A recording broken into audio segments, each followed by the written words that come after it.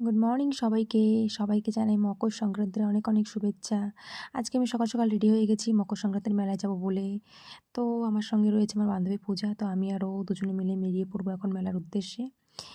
এই যে টোটোতে করে চলে যাচ্ছি আমরা। তো প্রথমেই ঢুকবো এক বান্ধবীর বাড়ি। বান্ধবীর বাড়ি চলেও এলাম। এই যে বান্ধবী অনেকদিন পর দেখা হলো বলে একটু জড়িয়ে টড়িয়ে ধরলাম, বেশ মজা লাগলো। তো এরপর আমরা চলে এলাম ডান্ডিয়া ড্যাম।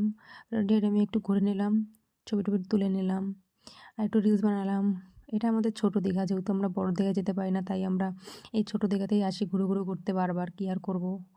তো এরপর রাস্তায় একটু ফুচকা দেখলাম, তাই খেয়ে নিলাম, দারুণ ছিল ফুচকাটা। তো এরপর হাঁটতে হাঁটতে আমরা চলে যাচ্ছি মেলার দিকে। তো মেলায় চলে এলাম। মেলায় এতটাই ভিড় ছিল যে বেশিক্ষণ আর ঘুরতে পারিনি। তো আমরা একটু আশ্রমে চলে গেলাম, একটু হরিনাম করলাম, একটু গান টান শুনলাম, বাউল গান।